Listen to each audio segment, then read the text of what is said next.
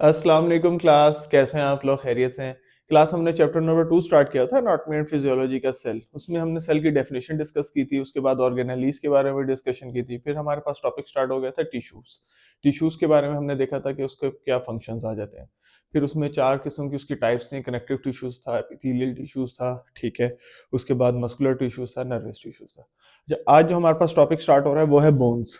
Bones basically क्या चीजें हैं? जैसे हम बोन्स के बारे में हमने सुना तो बचपन से ही है कि हड्डियां हड्डियां हड्डियां, लेकिन आज हम उसको पढ़ भी लेते हैं कि बोन्स होती क्या है।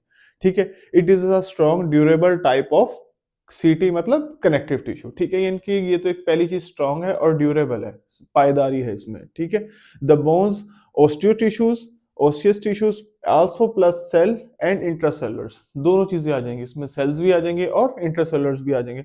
The matrix bone has a special property of being rigid.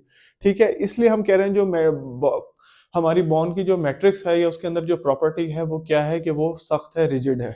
ठीक है, that is impregnated with salts, calcium phosphate, और उसके अंदर हमारे बोन्स में क्या होता है? कैल्शियम होता है, जिसको हम पूरा नाम है calcium phosphate.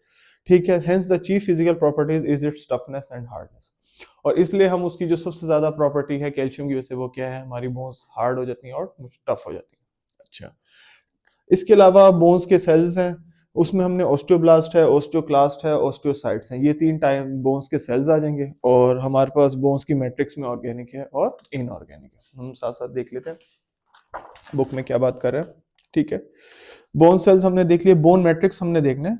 The bone matrix consist of inorganic and organic components. अब इसमें कौन से कंपोनेंट्स आ रहे हैं? इनऑर्गेनिक भी आ रहे हैं, ऑर्गेनिक भी आ रहे हैं। इनऑर्गेनिक वो हैं जिनके अंदर कार्बन एटम प्रेजेंट नहीं होता, और ऑर्गेनिक कंपोनेंट्स वो हो जाते हैं जिनके अंदर कार्बन एटम प्रेजेंट होता है। ठीक है, द इनऑर्गेनिक कंपोनेंट्स, यानी ये इनऑर्गेनिक में सारे मिनरल्स वगैरह की बात कर रहे हैं।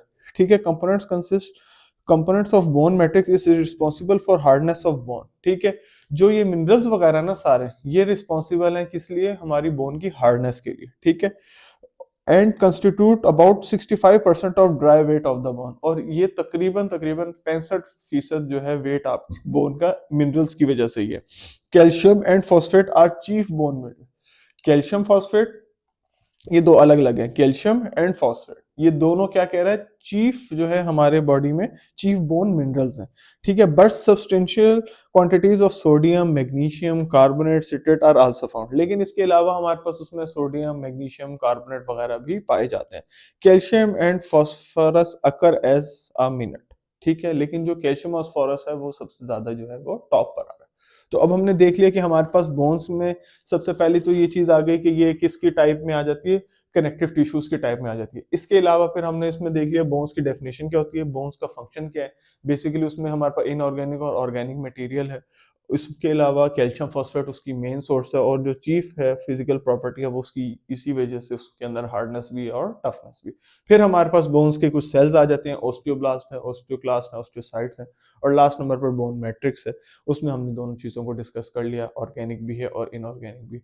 इनऑर्गेनिक में सारे मिनरल्स वगैरह जितने भी हैं वो सारे आ रहे हैं, और 65% जो है इन्हीं की वजह से उसका बोन का ड्राई वेट है।